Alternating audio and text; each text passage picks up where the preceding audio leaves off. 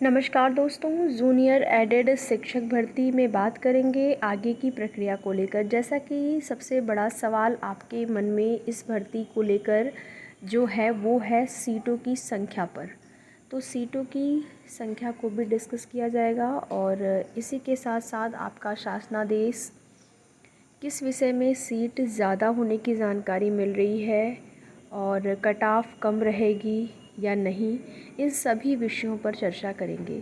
तो वीडियो में लास्ट तक बने रहें। एक छोटा सा निवेदन आप सभी से, अगर चैनल पर नए हैं तो चैनल को सब्सक्राइब कर लें, वीडियो पसंद आए तो लाइक शेयर भी ज़रूर करें। तो जैसा कि एडेड जूनियर शिक्षक भर्ती में आप सभी के शासनादेश को लेकर आप लोगों को खबर मिल चुकी है कि आपकी जो भर्ती है वो बिल्कुल अंतिम चरण में है। ये शासनादेश आपको 4 अक्टूबर से पहले जो है देखने को मिलने की जो संभावना है वो बहुत ज़्यादा है, क्योंकि जो पेज था मेन रूप से वो था आरक्षण का पेज, और आरक्षण के पेज को इससे पहले जो मीटिंग हुई थी 20 तारीख को उसी में समाप्त कर लिया गया है। कुछ और भी चीज़ें हैं, जैसे कि आप लोगों के मन में सीटों की संख्या को लेकर सवाल है, तो आप सभी को बता दें फ़िलहाल के लिए अभी तक की जो भी जानकारी है उसके आधार पर सीटें आपकी जो हैं वो उतनी ही हैं जितनी कि अभी तक आपने न्यूज़पेपर के माध्यम से देखा और सुना है। जो अध्याचन के पद मिले थे 6000, उन सभी पदों को अभी तक नहीं जोड़ा गया है। बट क्या जोड़ा जा सकता है या फिर जोड़ा नहीं जाएगा, इस पर अभी कुछ आधिकारिक या फिर कहें कि विभागीय कार्य शेष है और वो हो रहा है। उसके होने के बाद ये चीज़ें क्लियर हो पाएंगी कि सीटें जोड़ी जा रही हैं कि नहीं। अभी के लिए जो भी जानकारी है 1894 ही आपकी सीट है।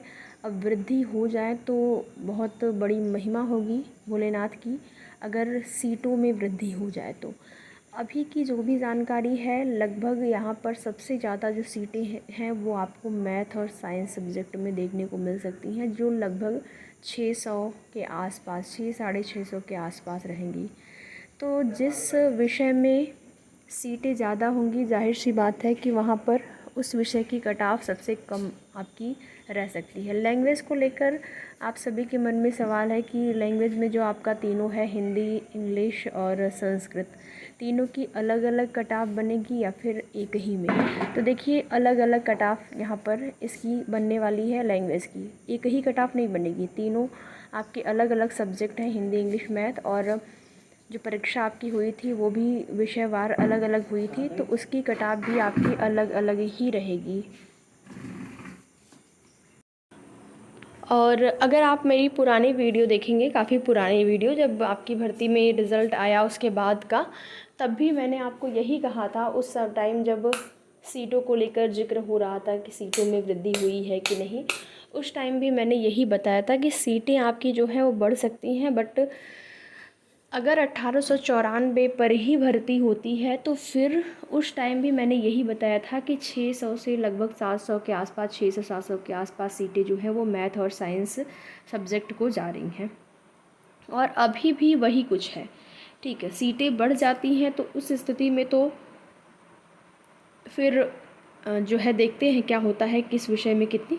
लेकिन अगर बढ़ेंगी भी सीटें तो इसी एवरेज में आप मान के चलिए, जैसे कि जिस सब्जेक्ट का अभी की स्थिति में सीट में संख्या ज़्यादा है, उसका जब सीटें बढ़ जाएंगी तब भी उसकी सीटों की संख्या अन्य विषयों से ज़्यादा ही रहेगी। ज़्यादा यहाँ पर कम जो सीटें हैं वो जानकारी मिल रही है कि संस्कृत विषय का हो सकता है। संस्कृत का जो है एसएसटी का और हिंदी का लगभग एक समान सीटें आपको देखने को मिल सकती हैं। संस्कृत में सीटों की संख्या कम रहने की संभावना है, क्योंकि संस्कृत में थोड़ा अभ्यर्थियों की भी संख्या कम है। तो यही सारी चीज़ें हैं सीटों को लेकर। मैथ और साइंस की सीटें अगर वृद्धि होती हैं तब भी ज़्यादा रहेंगी, वृद्धि नहीं भी होती हैं तब भी ज़्यादा रहेंगी।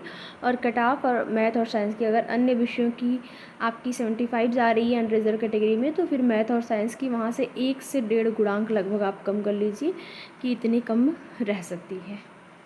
बाकी भर्ती आपकी अंतिम चरण में है, ये जानकारी आपको पहले ही दी गई है और प्रोसेस में है। कुछ प्रक्रियाएं हैं जो चल रही हैं, जो आधिकारिक कार्य हैं वो हो रहे हैं। उसको लेकर कोई ऑफिशियल नोटिस अभी तक जारी नहीं हुई है और उसी का इंतज़ार किया जा रहा है।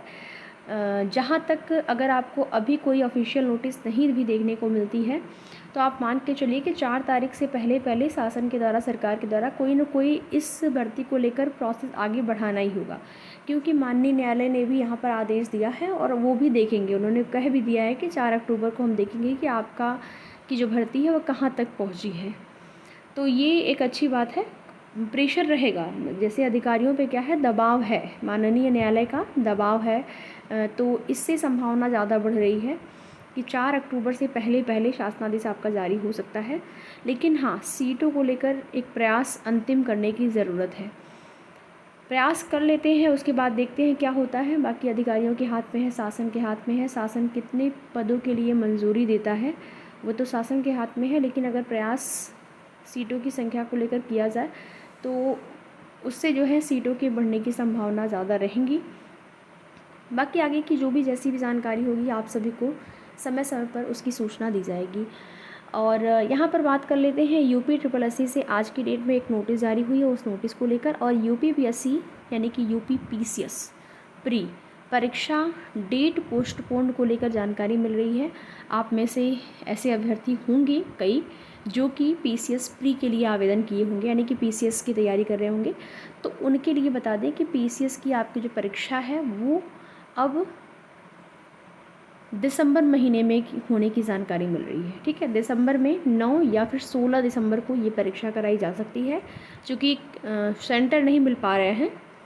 और जिस तरीके से शासन का आदेश है, सरकार का, जिस तरीके के सेंटर होने चाहिए उस तरीके से सेंटर जो है यहाँ पर मिल नहीं पा रहे हैं। अभ्यर्थियों की संख्या ज़्यादा है, सेंटर उस हिसाब से कम ही मिल रहे थे। इस वजह से 2 दिन परीक्षा कराए जाने की जो चीज़ें हैं या जो न्यूज़ है वो आपको देखने सुनने को मिल रही थी। तो परीक्षा के लिए यहाँ पर अभ्यर्थियों ने भी विरोध प्रदर्शन किया कि परीक्षा एक दिन ही कराई जाए। तो ये डेट जो है अब चेंज होने वाली है और ऑफिशियल नोटिस चूँकि अभी नहीं आई है तो ऑफिशियल नोटिस का इंतज़ार करते हैं। दिसंबर में 9 या 16 दिसंबर को ये परीक्षा आपको देखने को मिल सकती है, यानी कि ये डेट, नई डेट जो है आपको देखने को मिलेगी दिसंबर के महीने में। बाकी UP SSSC के द्वारा एक ऑफिशियल नोटिस जारी हुई है पाठ्यक्रम को लेकर, आप सभी देख सकते हैं। यहाँ पे देखेंगे उत्तर प्रदेश अधीनस्थ सेवा चयन आयोग 26 सितंबर आज की डेट का है।